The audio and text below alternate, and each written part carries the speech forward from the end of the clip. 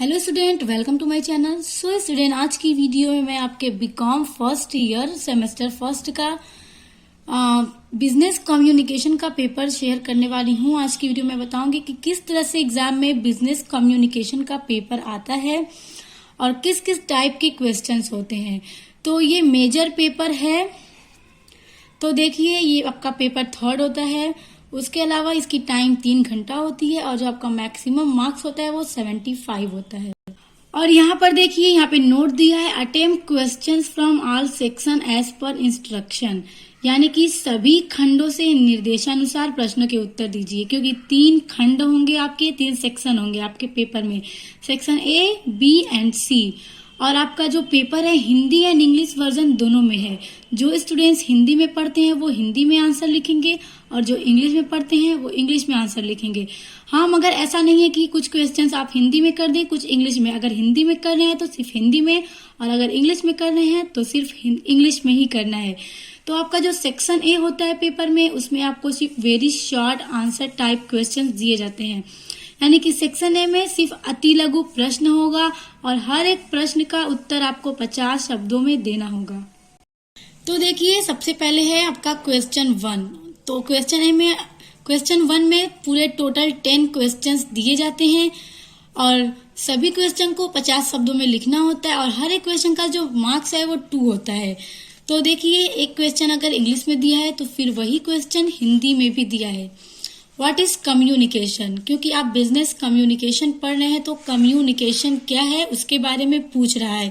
और ये most important है, ये क्वेश्चन पूछा ही जाता है क्योंकि जब आप कम्युनिकेशन पढ़ रहे हैं तो कम्युनिकेशन के बारे में पता भी होना चाहिए।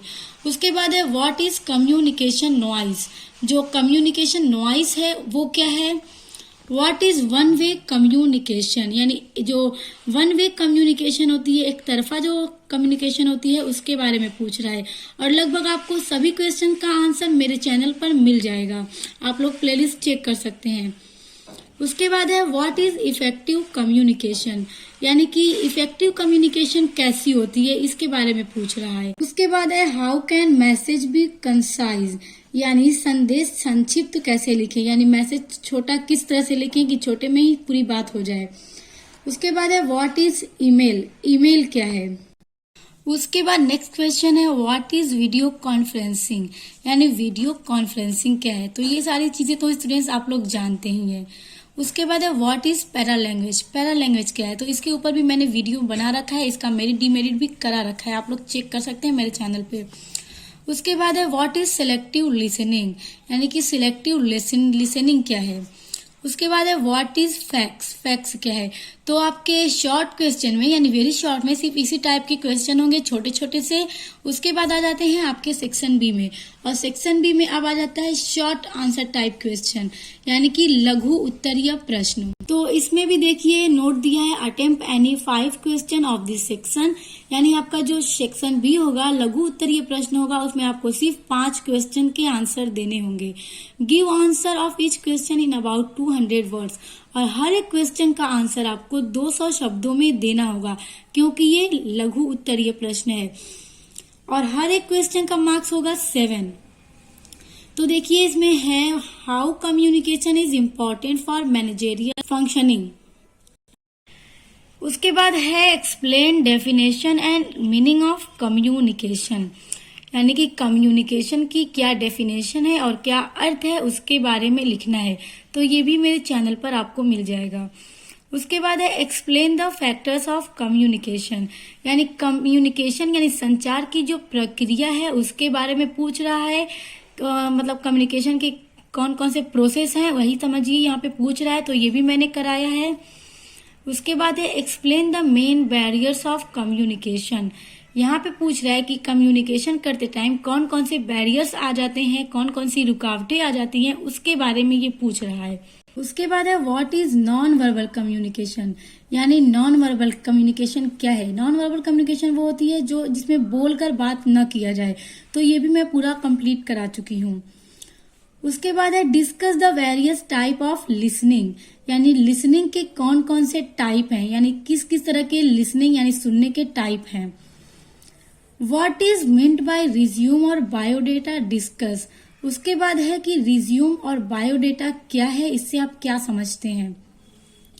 उसके बाद है what are the modern forms of communication, यानी आजकल ये जो मॉडर्न फॉर्म ऑफ कम्युनिकेशन है उसके बारे में पूछ रहा है कि कम्युनिकेशन करने के कौन कौन से फॉर्म्स हैं। तो इसलिए इसके बारे में मैं करा चुकी हूँ। अब आ जाते हैं आपके सेक्शन सी पे, और सेक्शन सी में आपके होते हैं लॉन्ग आंसर टाइप क्वेश्चन। तो इसमें आपको answer any 2 question of this section, यानी इस सेक्शन से आपको किसी 2 प्रश्नों का उत्तर देना होगा। तो आपको लघु में और दीर्घ में ऑप्शन मिल जाता है, जो क्वेश्चन आपको अच्छे से आए आप वही करें।